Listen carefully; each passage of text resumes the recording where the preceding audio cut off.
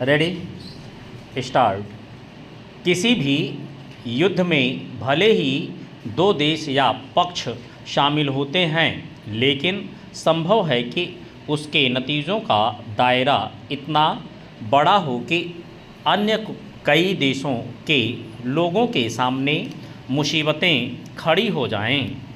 मसलन ईरान पर इजराइल और अमेरिका के साझा हमले के बाद न केवल पश्चिम एशिया में बल्कि समूची दुनिया में कई स्तर पर मुश्किलें बढ़ती देखी जा सकती हैं।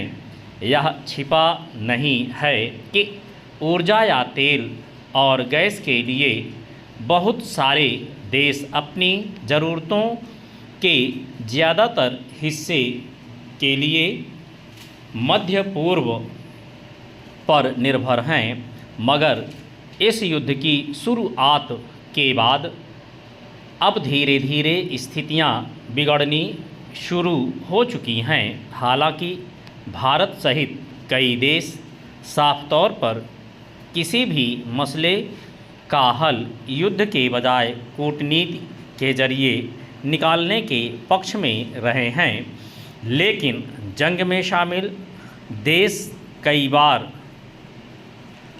इस सबसे ज़रूरी तकाजे को समझने में देर कर देते हैं। दो तरफा व्यापक हमलों और उसमें जानमाल की भारी नुकसान के बीच ईरान ने जब से होर्मुज जलमार्ग को बाधित किया है, तब से दुनिया के कई देशों में तेल और गैस की आपूर्ति भी सीमित या बहुत कम हो गई है।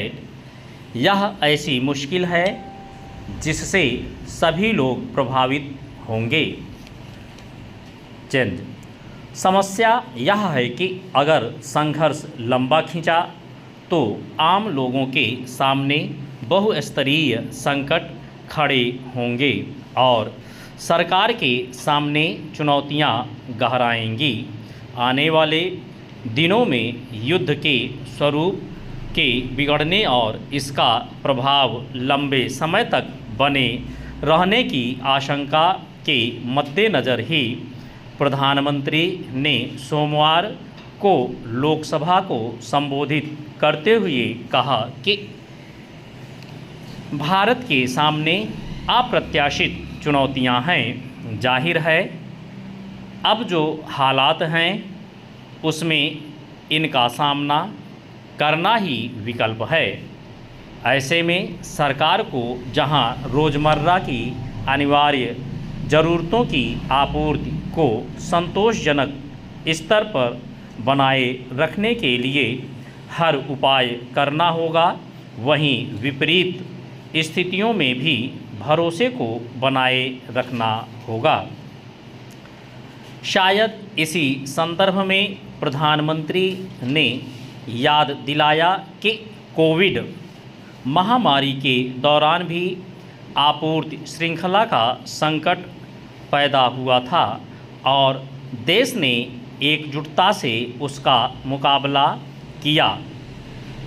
गौरतलब है कि होर्मुज जलमार्ग से जहाज़ों की आवाजाही लगभग ठप पड़ने की वजह से भारत में भी तेल और प्राकृतिक गैस की आपूर्ति में व्यापक पैमाने पर बाधा पहुंची है और देश को कच्चे तेल एवं गैस की खरीद के लिए रूस तथा अन्य देशों के विकल्प की ओर देखना पड़ा है।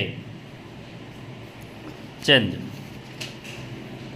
इतना तय है कि विनाशक हथियारों के हमले से होने वाले नुकसान के समांतर ही दुनिया के ज़्यादातर हिस्सों में जिस स्तर पर ऊर्जा से लेकर खाद्यान्न संकट तक की स्थितियां खड़ी हो रही हैं, उसके असर दीर्घकालिक होंगे।